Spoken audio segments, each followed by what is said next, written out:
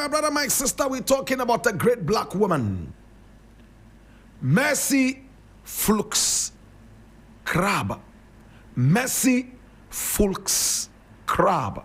I need to spell the name Ffoulkes-Crabbe because it's not easy to spell. Mercy Ffoulkes-Crabbe. Mercy is spelled M-E-R-C-Y. Ffoulkes-Crabbe. Double F and the double F. They are both small f. Every name starts with a capital letter. This one starts with a small letter, F. So double small F's, O-U-L-K-E-S hyphen Crabbe, C-R-A-B-B-E. Mercy Ffoulkes-Crabbe.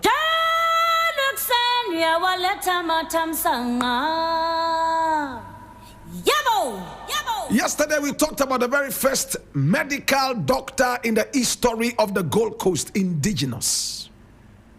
And remember we mentioned that he was called Kwate Papa Few. Benjamin Kwate Papa Few.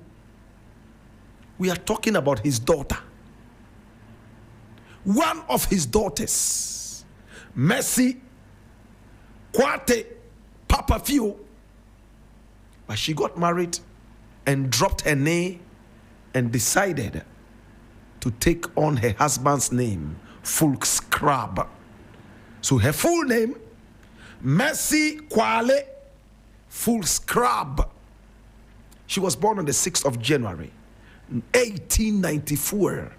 In fact, 15 years before Kwame Nkrumah was born. My brother, my sister, 15 years before Kwame Nkrumah was born. Did I say 15? Okay, so 6 years, 15 years before Kwame Nkrumah was born. My brother, my sister, she was a Ghanaian teacher, the first indigenous woman to head a school. My brother, my sister, in Cape Coast. She was also a women's columnist under the pseudonym Gloria, or the pen name Gloria. In French, we say nom de plume. For the Gold Coast Times. It was a powerful newspaper. Shall we go deeper? Mercy Kwate Papa Few was the daughter of Benjamin Kwate Papa Few, the first Gold Coast doctor. And her mother was called Hannah Maria Duncan, who came all the way from Cape Coast. So it was a Ga-Fanti combination. My God. At a very young age, she was educated at the Wesleyan Methodist School in Cape Coast and also at the Accra Grammar School, which her father co-founded, the Accra Grammar School. Jesus. Remember, this was the doctor who founded the Domiabra Hospital. Domiabra.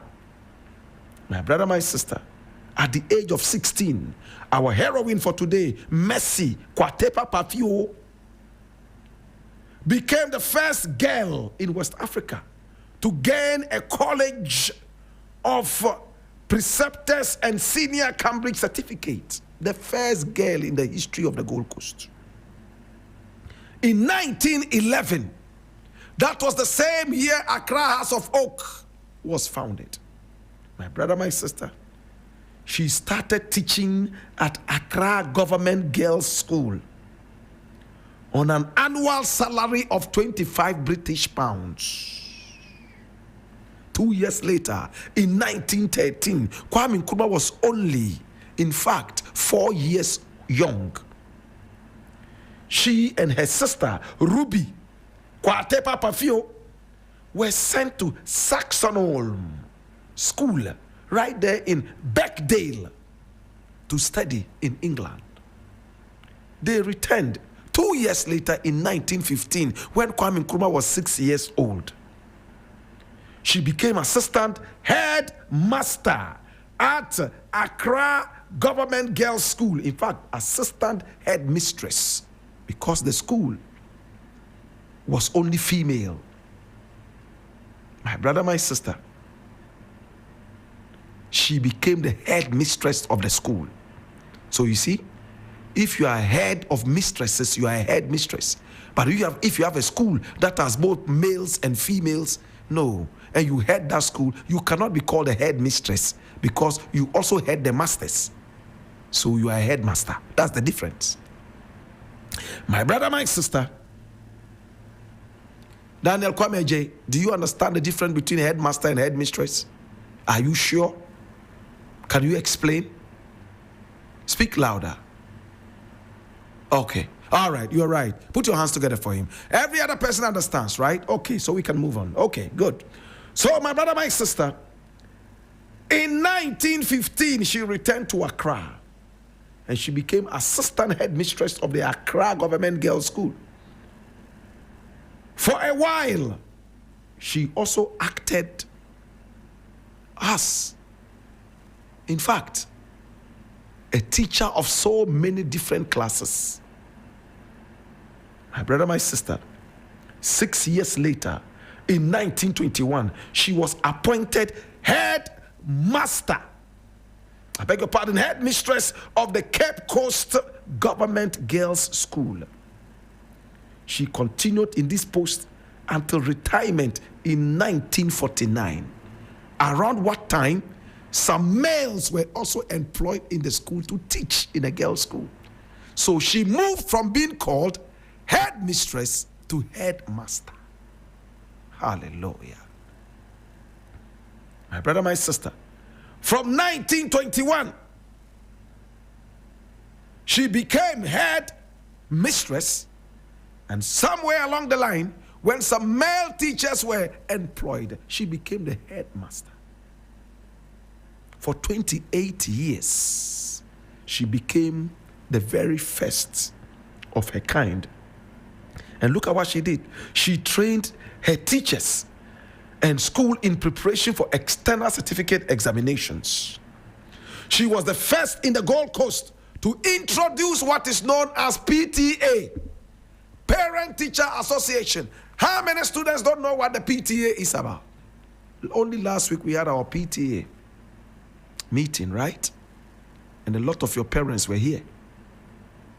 Students, she was the first to introduce the PTA meeting, Parent Teacher Association.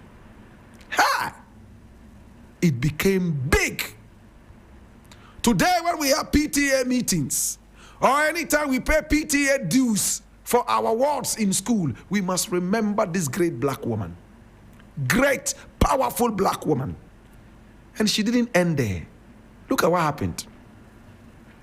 She was in Cape Coast. Then she moved all the way to Accra.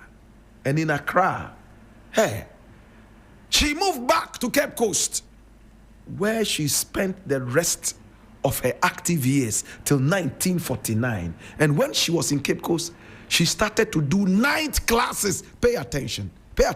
Night classes for married women. Interesting. Today, when we say the hub of education is in places like Cape Coast in the central region, you must understand. It took people like this. Night classes, the first time in the history of Ghana, night classes got started by this woman here called Mercy ffoulkes-Crabbe. My brother, my sister.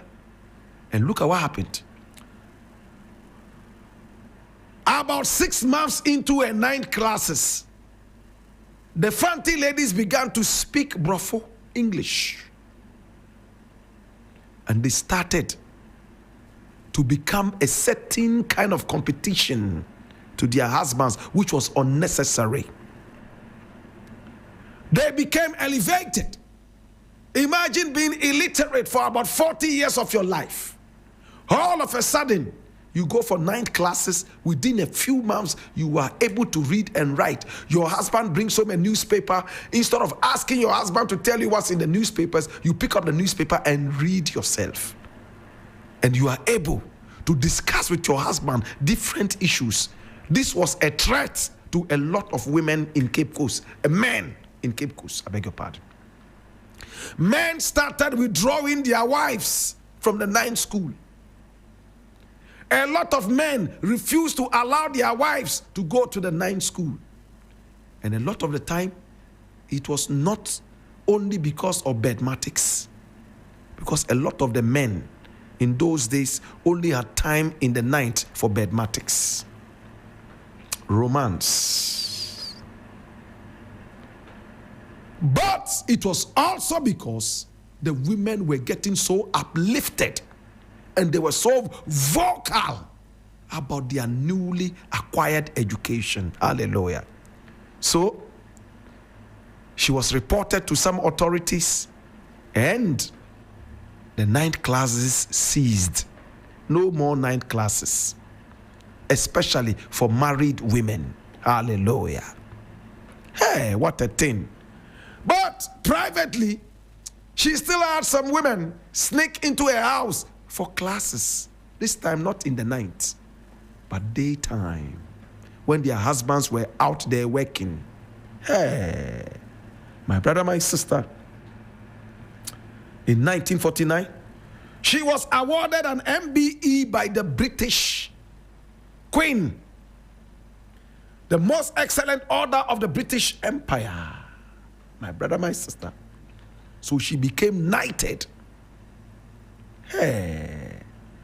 In 1953, 4 years later, she helped Evelyn Ametefio, who we spoke about, to found the National Federation of Gold Coast Women and served as its first president. Hallelujah.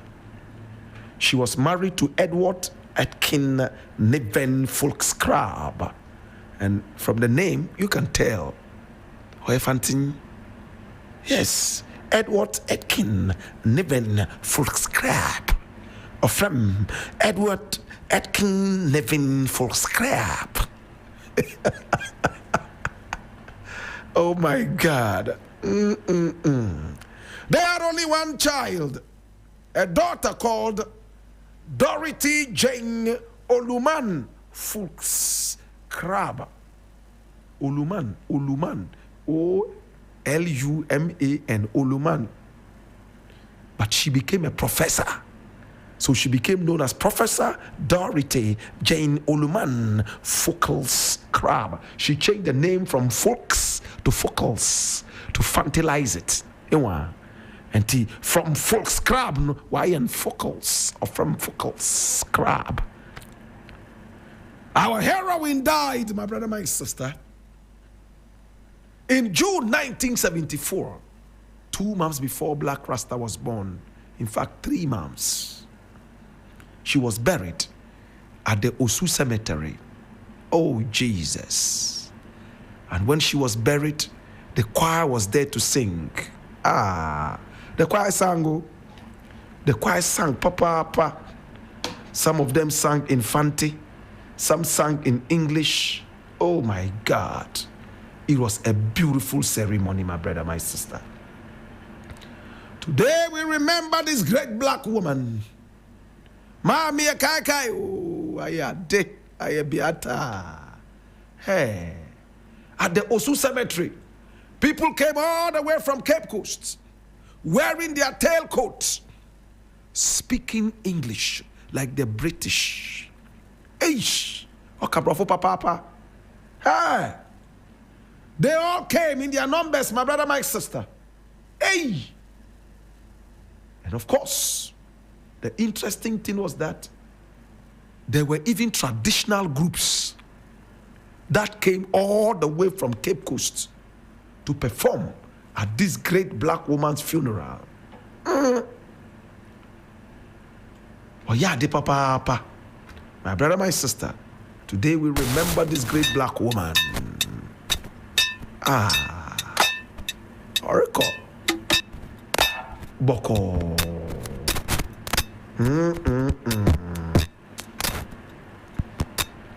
My brother, my sister, today we remember this great black woman.